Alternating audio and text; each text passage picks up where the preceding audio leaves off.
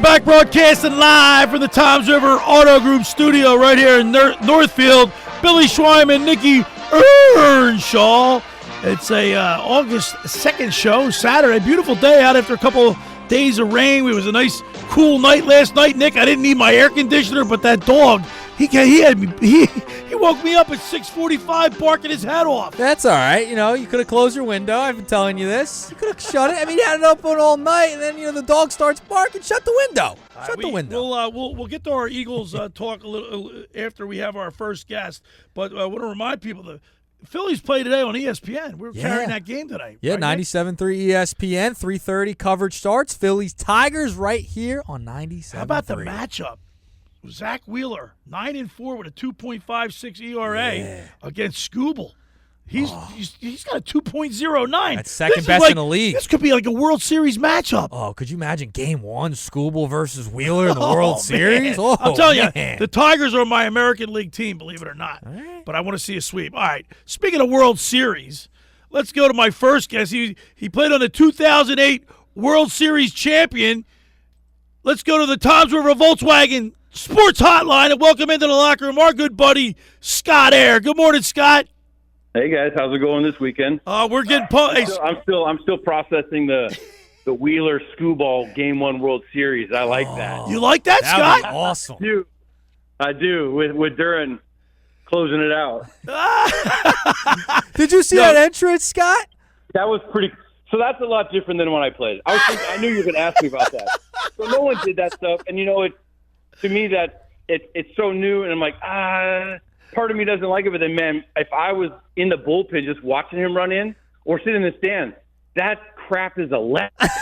Well, they had He's not the only one that does it. Other guys do it, closers do it, and it's just the new game. I'm starting to adjust, and I'm liking it.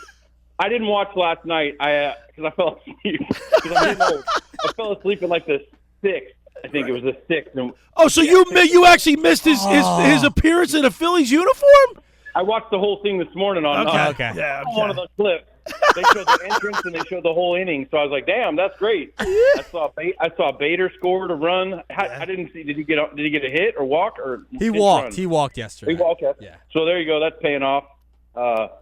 Save. That's paying off. Yeah, baby. So I got to tell you. If you're in the stands, I mean, they turn the lights off and it had a red tint to it, and everybody had their cameras, their phone lights on, and their phone. It was like electric, like you said. Yeah. Could you imagine being in the stands for that? Can he pitch during the day though?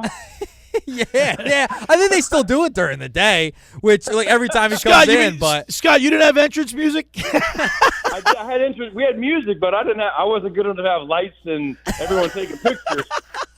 I came into Lincoln Park's Numb.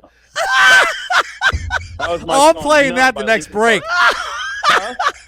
I'll play that at the next commercial break, Scott. Lincoln Park. It's my favorite song. I love Lincoln Park.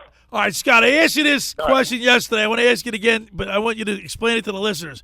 What does it do to a ball club that knows? I mean, you guys all, you're human. You all read the newspaper. They know you guys know what's going on. So you have bullpen struggles. Alvarado got suspended, and he's not going to be able to play in the World Series or in the playoffs if the Phillies make it. But what does it do for a ball club when you're at the trade deadline, you're bringing a guy like Duran? What's it do for the rest of the club? Like, we were talking about yesterday. Like I said, it's almost now like a bridge. Those other guys get to have more solid roles, knowing, hey, I'm not closing because we got this guy, so I'm going to pitch the 7th or the 8th, and if we're up by 4, maybe the 9th then. But and I never said this. I was told this, by some reporters and by my teammates actually. When I got there, they said I quote unquote completed that bridge because now you had a lefty, you had Durbin and Condrey, then you had your Madsen, J.C. Lidge. Right. So I was the lefty to help out Durbin, Condrey, even Rudy Cienez when I was there. I think he was hurt, but I pitched a few times. But I was that extra lefty in that pen. And I didn't say because the bridge to Lidge was well before I got there.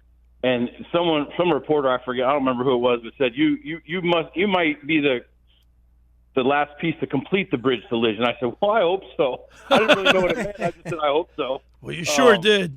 But that's kind of what that is, in my opinion. Like, now you get your Stroms and your – is it Romano or Romano? Romano.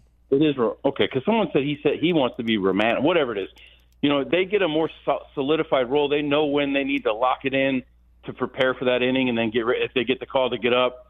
It makes it easier. But, Scott, what's easy to pitch in the big leagues, but it makes it more comfortable, I guess should be the word. Scott, what's it do for the psyche, though? Not just the bullpen, the rest of the team. I mean, they know that you could be in a one-run game, and it's like right now. Before we got Duran, right there, Nick, it's like 3 runs wasn't even. You weren't even. You didn't feel like. Didn't feel comfortable. You didn't feel comfortable, confident with a 3-run lead. Now you get 1 run and it's lights out.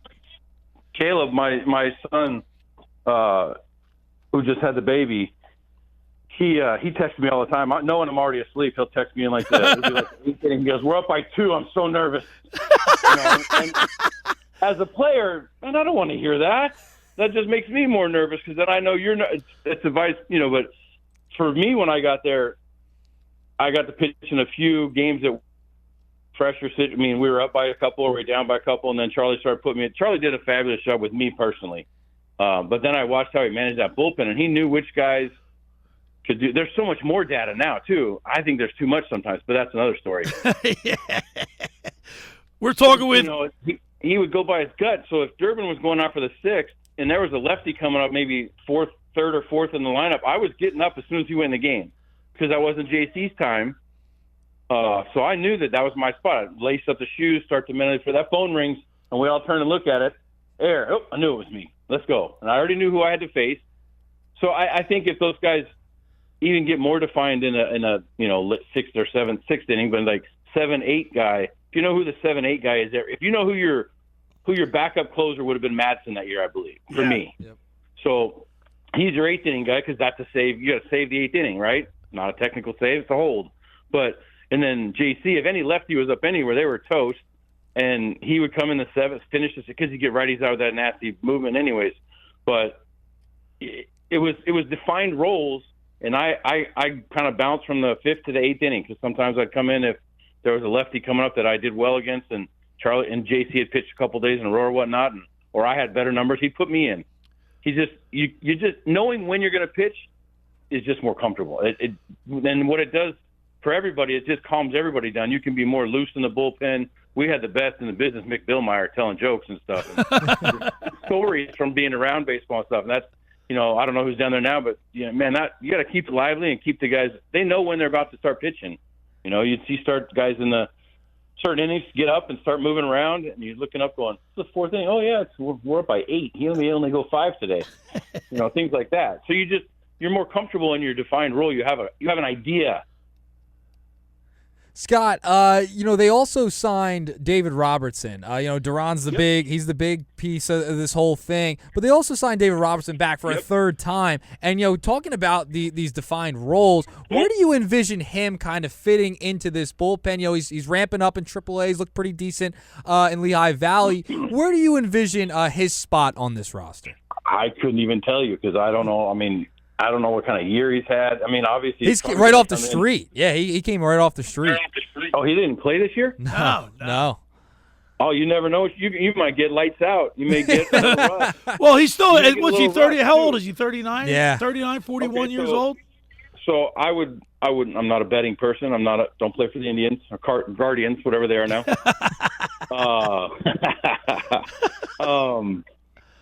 I would bet he's going to be your longer guy. Get out there in a non-pressure game and get an inning. I know he's been a closer. He's done it all.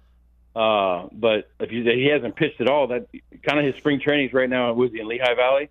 Yeah, he's in Lehigh Valley now. Yeah, that's kind of his spring training. I bet he's on a schedule where he's throwing every couple days, and then getting thrown in there when needed. I'm going to check it out now. He's pretty good. I mean. You hope you get the best of the last of him, if that makes sense. Do you think they're going to probably utilize him in more lower leverage situations, or because he's so experienced, I mean, they might throw him in the 7th or 8th inning in a high pressure spot? Yeah, but it's different, and it's your first game in a while. Yeah. I would actually bet money that he's going to be in some low pressure situations, and when he succeeds. Hey, now you got chances to move him around and do this and do that with him until he's comfortable. I mean, he's got a while before before the playoffs. So, hopefully he stays healthy and is that little boost. We're talking with 2008 World Series champion, former Phillies relief pitcher Scott Eyre is with us. Scott, the Phillies and the Mets, it seems like they're going to take it down to the wire. When you're playing, you played in Philadelphia, about that rivalry. But did the guys start looking at the scoreboard every night? When's that start? Like the end of August?